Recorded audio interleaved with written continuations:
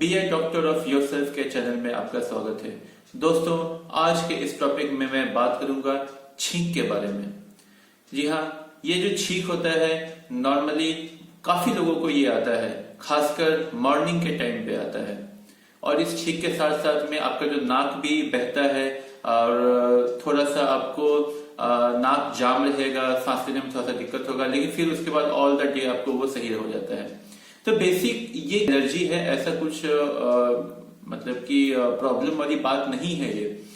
तो दोस्तों, इसके बारे में आज मैं डिटेल में बात करूंगा। और अगर आपको ये मेरा चैनल अच्छा लगा, इट्स अ चॉइस कि आप चैनल को सब्सक्राइब करें या ना करें, लेकिन खुद को सब्सक्राइब जरूर करें।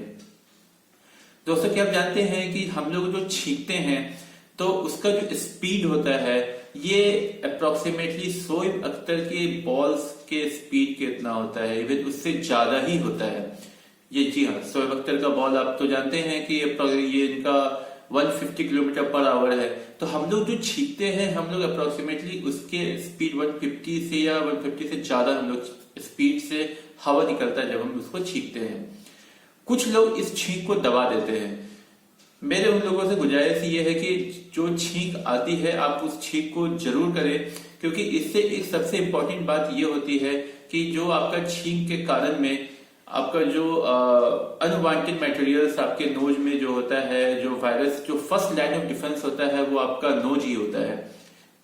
जब आप सांस लेते हैं तो जो आपका डस्ट पार्टिकल्स होता है उसके साथ में जो बैक्टीरिया और जो वायरस होता है वो पहले आपका नाक में जाता है, और जब ब्रेन सिग्नल देता है कि वह कि नहीं, इस चीज को एक्सेप्ट नहीं करना, इस चीज को बाहर निकालो, तो वो छींकता, इतने जोर से छींकता है कि वो सब जो चीज होते हैं वो आपको अंदर से बाहर चला जाता है। तो ये काफी ज्यादा इंपॉर्टेंट है। इवन नॉट द नोज, वो थ्रोट से लेकर नोज तक कंप्लीट वो आपको बाहर निकलता है। तो ये काफी ज्यादा इंपॉर्टेंट है, इसलिए छींक को कभी नहीं दबाएं। जब आपको छींक आता है तो आप उसको छींके, अच्छे से छींके, ताकि बाहर से जो कुछ भी अनवांटेड पार्टिकल्स आपके बॉडी में इंटर करने का कोशिश कर रहा है उसको वो तुरंत बाहर निकाल दे। तो ये बेसिकली एक नॉर्मल सी बात है। ये बहुत सारे लोगों को एलर्जी के रूप में भी होता है।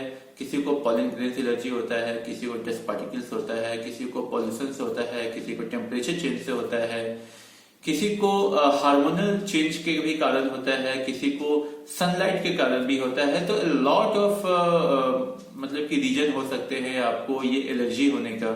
लेकिन ये एलर्जी कभी कभी बहुत अच्छा होता है, क्योंकि इससे आपका एक सबसे इंपॉर्टेंट चीज ये होता है कि जब आप जोर से छींकते हैं तो आपका जो लंग्स होता है ये आपका मजबूत होगा।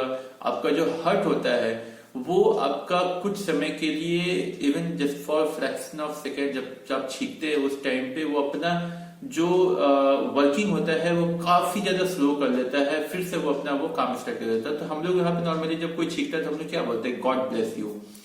सो उस टाइम पे ये मान्यता होता है कि हार्ट उस समय फ्रैक्शन ऑफ सेकेंड के लिए वहां पे रुक जाता है। तो बेसिकली वो रुकता नहीं है, वो अपना जो काम होता है वो काफी ज्यादा स्लो कर देता है।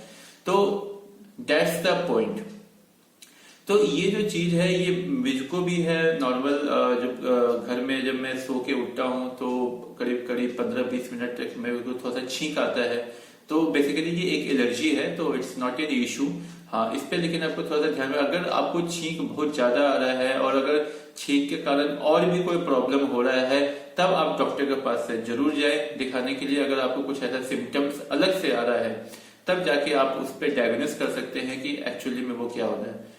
ओके, तो इसका बेसिकली छींक का कोई इलाज नहीं है, ये एक नेचुरल सिम्टम है और ये लोगों को होता है। और दोस्तों, आपको ये मेरा वीडियो कैसा लगा आप नीचे कमेंट बॉक्स से जरूर से बताइएगा।